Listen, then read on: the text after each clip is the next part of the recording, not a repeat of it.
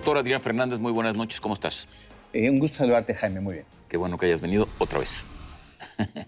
Oye, eres director de Iniciativa Climática de México y bueno, el asunto de la energía pues, está obviamente a la orden del día por el cambio de gobierno.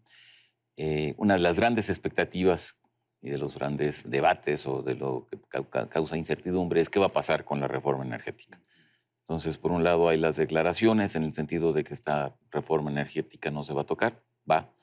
Y por otro lado hay el hecho de que los principales responsables en Pemex, en la Secretaría de Energía, en la CFE, son personajes que han tenido posiciones muy fuertes y muy contra la reforma energética. Entonces, sí hay una cierta expectativa, bueno, de en qué va a acabar esto.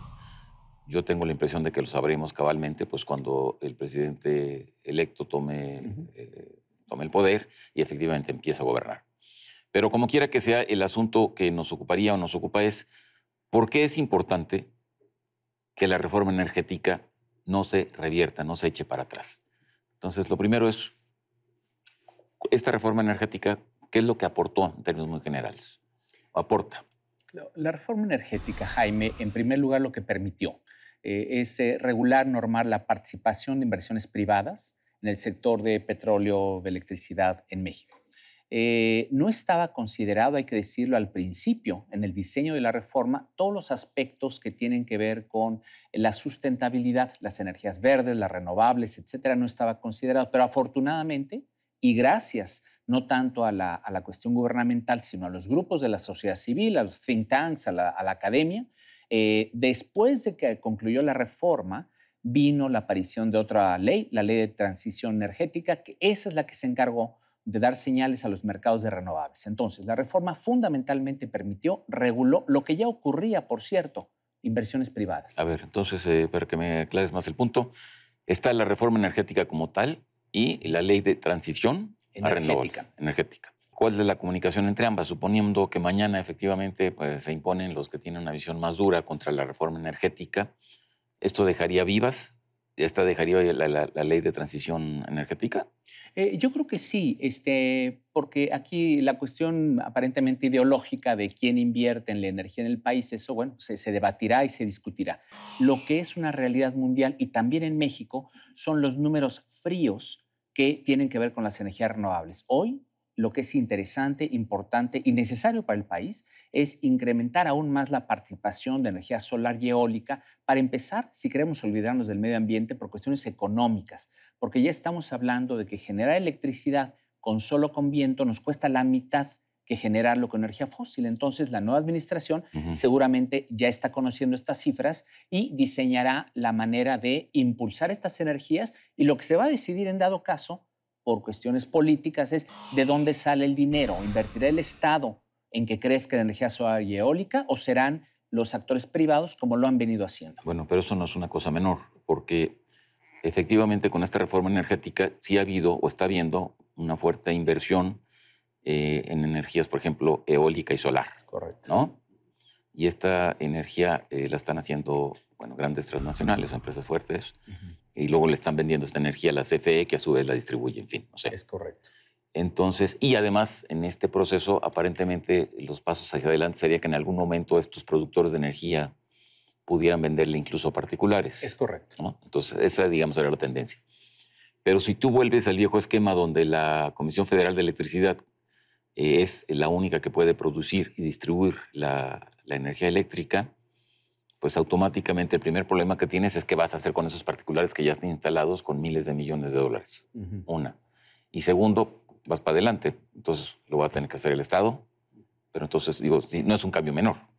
No es un cambio menor, pero yo estoy confiado, es la palabra, de que la evidencia que tenemos hoy sobre las tecnologías, sus costos y lo que se viene avanzando son tales que estoy absolutamente seguro que la nueva administración va a tratar de optimizar la participación, el equilibrio entre inversiones privadas, inversiones públicas. Yo al menos en este momento siguiendo declaraciones que se vienen haciendo, que luego son un poco cambiantes, yo he visto que se ha venido moderando una serie de asuntos que al principio parecían categóricamente un cambio y Simple y llanamente para construir dos escenarios. Ajá. Uno es que se siguiera con la misma dinámica que tenemos por estas dos leyes que tú mencionaste ya, la de la reforma energética y la de transición, Sí.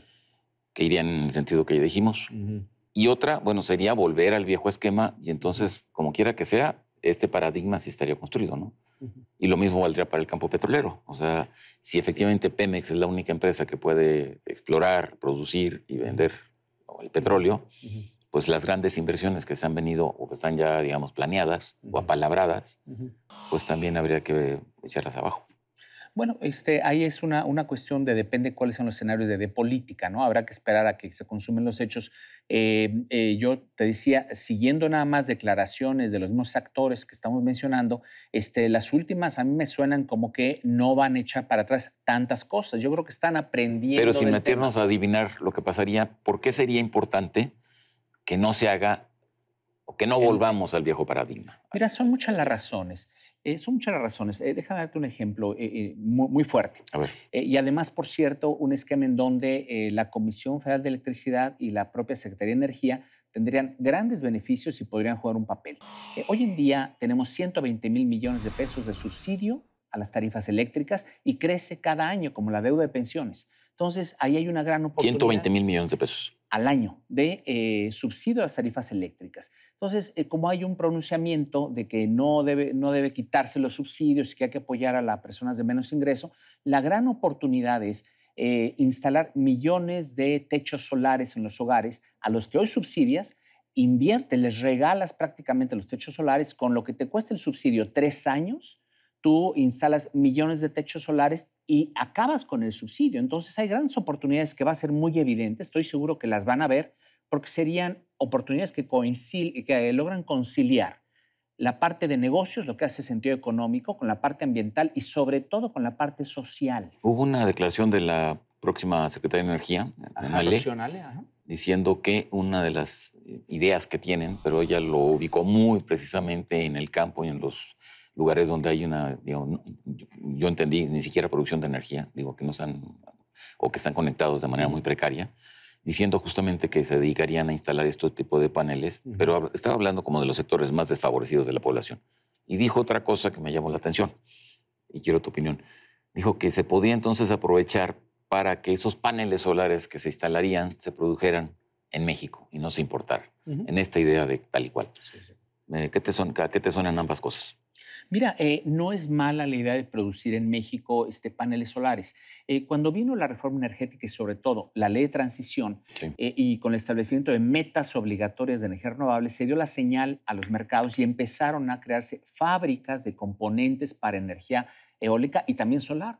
Entonces, hace mucho sentido, yo creo que es una buena propuesta de que vengan mayores fábricas, que se construyan en México los componentes, que no se importen, pero para ello se requiere una claridad de política pública, es decir, vamos por 3 millones de techos solares y por tanto hay una oferta y necesitamos que crezca la oportunidad de tener producción nacional. O sea, estos 3 millones de techos solares que tú dices no son para los sectores más desfavorecidos, son para muchísimo más, un sector mucho más amplio de la población. Es muy buen ¿no? punto En primer lugar, tú tienes que te sirven los paneles solares para que aquellas poblaciones que no están conectadas a la red les das acceso a la electricidad. Pero ese es un porcentaje relativamente pequeño de la población. Pero aquí estamos hablando de prácticamente todos los sectores que están con subsidio actualmente. Hay que instalar 3, 5 millones de paneles solares. Por ejemplo, en la Ciudad de México hay negocios. subsidio también, obviamente. Hay subsidio también, especialmente el primer tramo de la tarifa. Como tú sabes, depende del consumo Sí. y de la zona del país. Pero entonces, incluso las personas de mayor ingreso y de las casas muy grandes, su primer tramo de consumo también está subsidiado. Ya después, por su consumo, pasan a tarifas más caras. Pero entonces es una gran oportunidad. Estoy hablando de instalar paneles en prácticamente todos los hogares del país. Eso no es una locura. Hoy hace sentido económico y, por supuesto, ambiental. Esas cosas van a reducir la necesidad de usar más combustibles fósiles para generar electricidad y, por tanto, vamos a necesitar menos petróleo y menos gas. Vamos a otro tema que lo introdujo el presidente electo, López Obrador. El asunto de recobrar o renovar o poner a funcionar las hidroeléctricas. ¿Es realmente rentable eso? Mira, yo no conozco los estudios. Lo que es una realidad con las hidroeléctricas en todo el mundo es que se van asolvando, se van llenando de sedimentos y van reduciendo su caudal y, por tanto, su potencial de producción de Me electricidad. decía alguien también que las turbinas que se usaban pueden ser ahora mucho más modernas Eficientes. y mucho más eficientes. Efectivamente, este tipo de cosas se hacen en el mundo. Entonces, la propuesta en principio hace sentido, incrementar la capacidad de generación de las hidroeléctricas que ya existen en el país. Mira, una noticia que salió hace poco en California, están explorando seriamente incrementar la capacidad de producción, por ejemplo, en la presa Hoover, una presa gigantesca, y cómo, a través de ponerle más caudal de agua, y cómo, bueno, una vez que produce electricidad y barrio abajo, la vuelves a bombear utilizando energía renovable, vuelves a llenar el tinaco, como quien dice. Entonces es un Entonces, ciclo. las grandes hidroeléctricas ofrecen grandes posibilidades, pero sobre todo, yo insisto en la parte de energía solar distribuida. Ok. Se nos anda comiendo el tiempo. El asunto de las refinerías Importantísimo. han sido muy criticadas desde la campaña. Eh, ¿Cuál es tu visión?